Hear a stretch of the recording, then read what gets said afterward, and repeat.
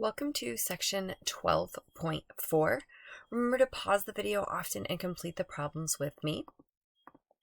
These are the topic, skills, and understandings. We'll be working in grade 6 and 7.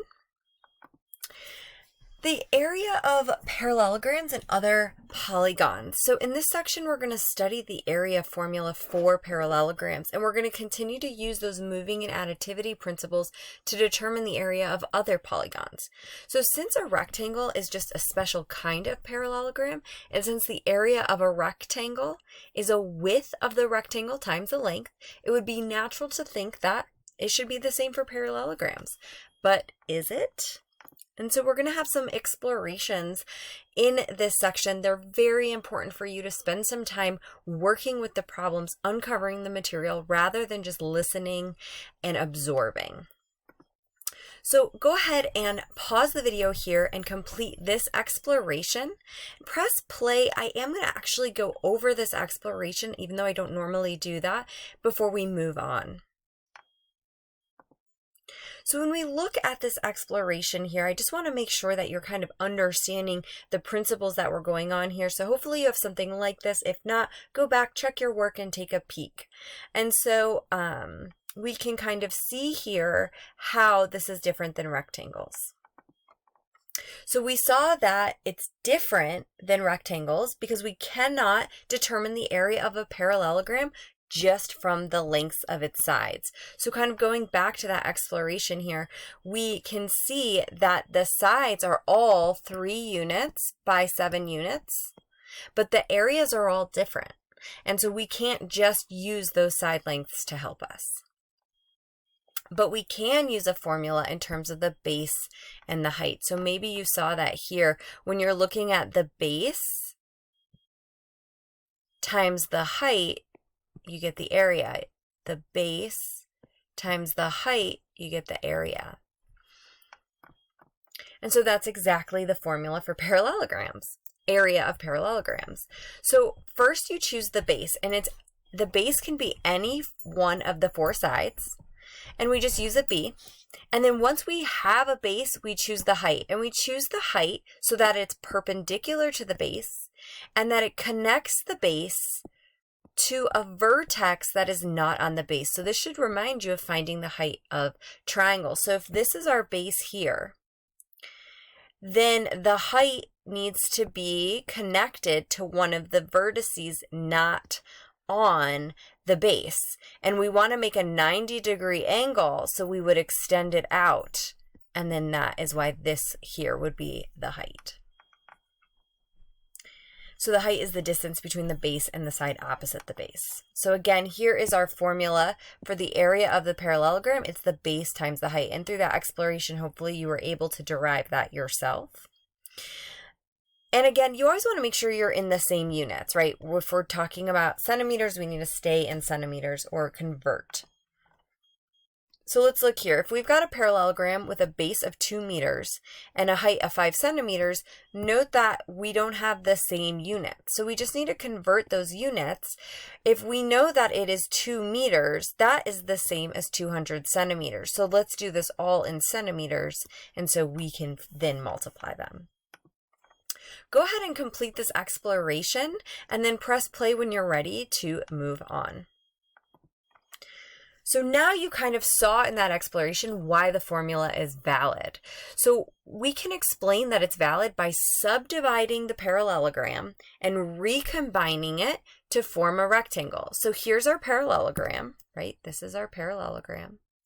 We're going to subdivide it.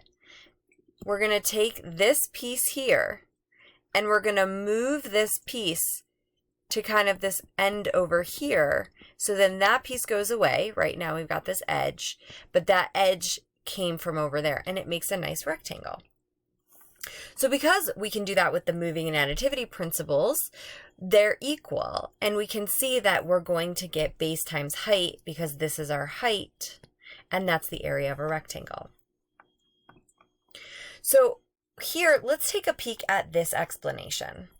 All right, so how come we can say that base times height is valid for this parallelogram right here? All right, so this is we're going to do it a little differently. And instead, we're going to enclose this parallelogram into a rectangle. And again, you did this in your exploration, or you did something similar. And so now we can see, all right, if we enclose it in a rectangle, then the rectangle consists of the parallelogram and then two right triangles.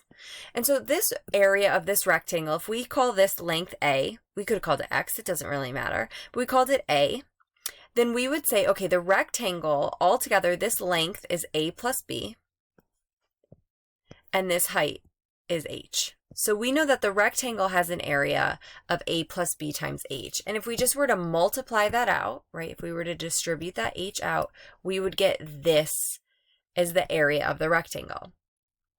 Now, we don't want the whole rectangle, right? The parallelogram is inside of it. We would like to subtract the area of these two triangles. Now, we could pull those two triangles out, and those form their own rectangle, where they have this length of A and this height of H. And so we can say that the area of this rectangle is A times H.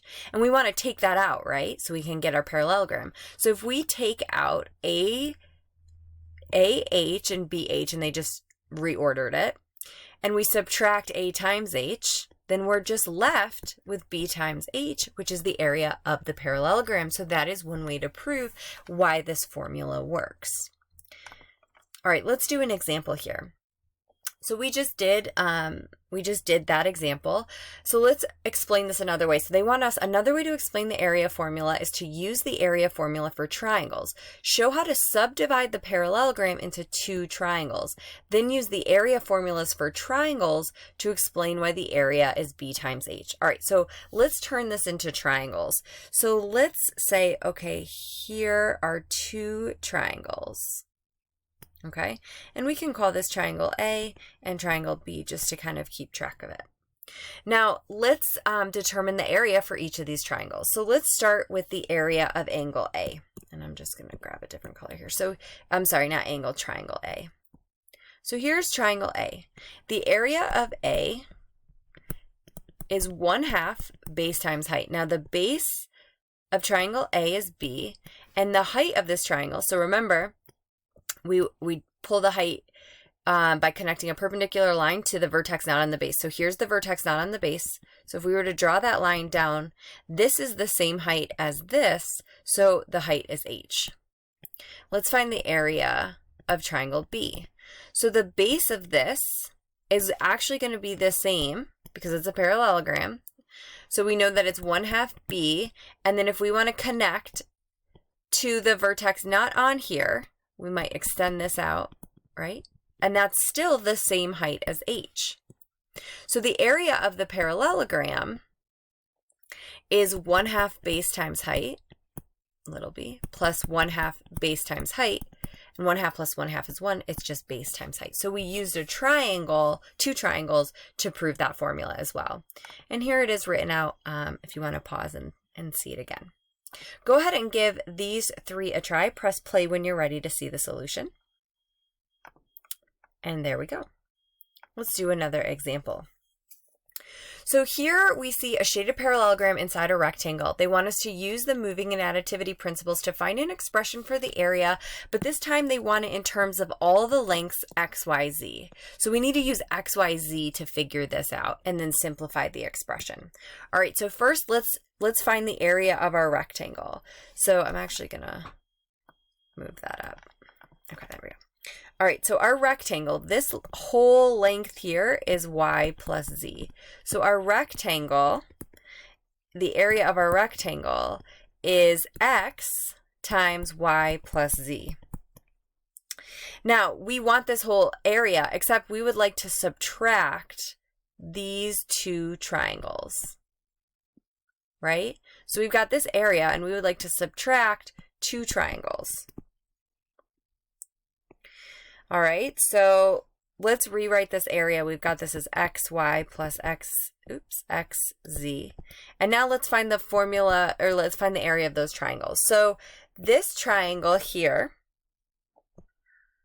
right, this triangle here has a base of 1/2 and a height of x. So that's going to be 1/2 yx or xy. And these triangles are equivalent, right? This length is the same, and that's the height of the same. So these two triangles are the same. So two of those.